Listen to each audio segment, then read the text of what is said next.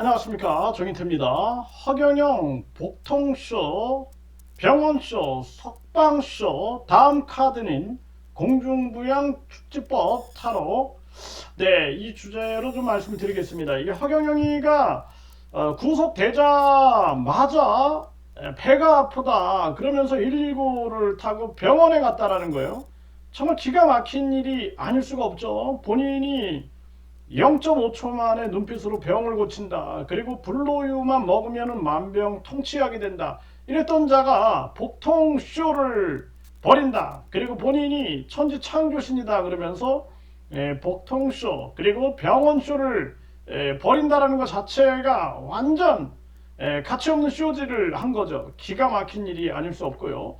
거기에다가 석방쇼. 네, 그래서 구속을 취소해달라. 네, 다시 좀 판단해달라 해가지고 사실상 석방쇼를 했는데 법원에서 거절을 해버렸습니다. 그럼 다음 카드는 뭐냐?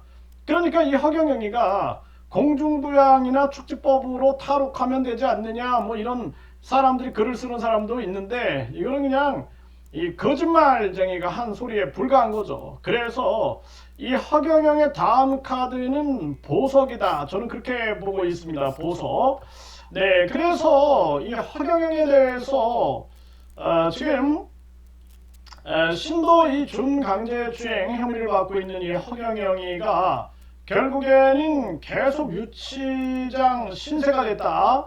네, 구속 적부심이 기각됐다. 이러한 부분들이 보도가 된 거죠. 네, 그래서 결국에는 이 구속 적부심이 기각됐다, 청구 이유 없다라고 판단을 해버린 겁니다. 그런데 이런 법 기술자들, 네, 이런 자들이, 법꾸라지들이 항상 빠져나가는 길이 있죠. 네, 창원지법이 정치자금법 위반 혐의 명태균은 허경영이하고 호영호제하고 지냈던 이 명태균이죠. 그래서 이 명태균 김영선에 대한 보석을 허가했다라는 거예요. 보석을. 정말 기가 막힌 일이 아닐 수가 없습니다. 이 자들을 이 보증금 5천만 원을 납입을 걸었다라는 거예요. 네, 그래서 결국에는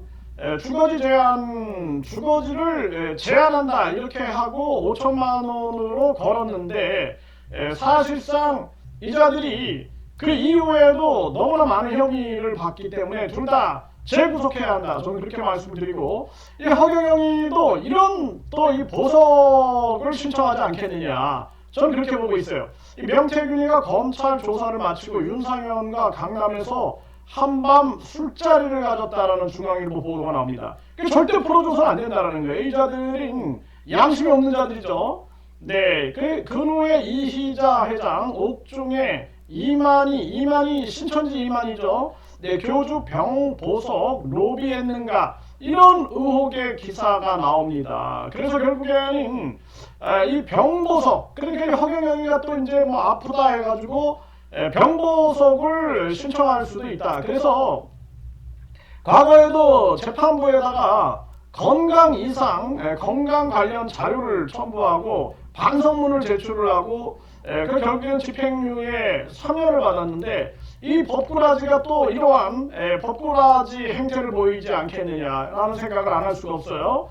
네, 대통령 휴대전화 증거보존 기각, 명태균의 병보석, 이 명태균도 병보석까지 이렇게 또 추진을 했죠. 그래서 무릎이 영구적 장애 우려된다, 병보석을 청구했어요. 야, 뭐 무릎 아픈 거 뭐 허경영이가 무슨 뭐 주문을 외우고 그러면 좀 좋아진다 막 그렇게 떠들더니 무슨 왜 병보석이 필요할까? 참 안타까운 일이 아닐 수가 없습니다. 네, 병보석으로 풀어줬더니 또 마약, 다시 붙잡혀서 또 아프다. 네, 이런 반복된 범죄들이 일어난다라는 거예요. 그리고 경비원 갑질 폭행 동대표, 병보석띠 주민 또 폭행한다. 이게 완전히 반성과 사과가 없는 자들, 이 반성적 사고가 안 되는 자들은 또다시 범죄를 저지르는 거죠. 이렇게. 네, 황제 병보석 7년, 매일 술에 하루 담배 2갑. 네, 그래서 이러한 부분이 태강그룹 이호진 전 회장 실제로 술 마시고 영화 관람 쇼핑하고 심지어는 필라테스까지 배우면서 자유로운 삶을 누리고 있다. 최측근이 폭로했던 거죠. 폭로한 거예요. 황제보석 아니냐.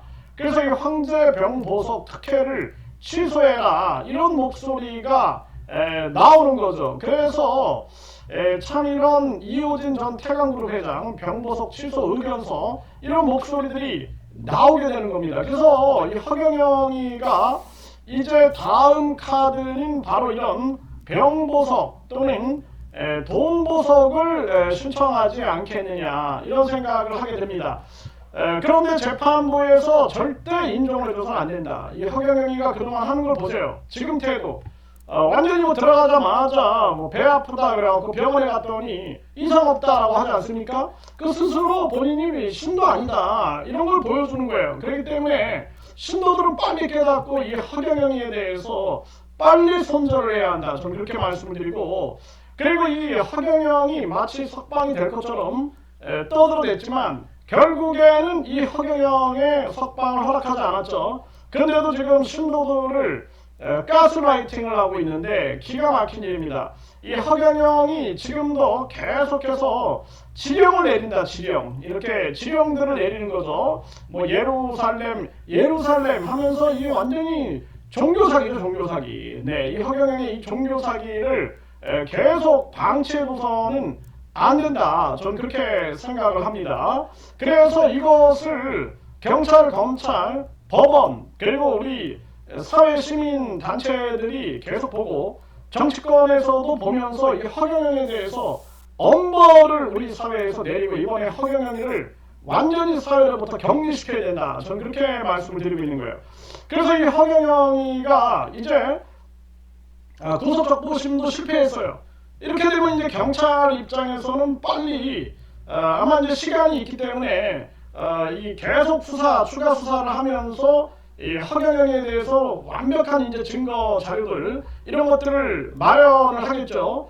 그러나 이제 빨리 검찰로 구속 송치해버리고 그 다음에 검찰은 구속 기소하는 일 이것이 빠르게 전개돼야 한다.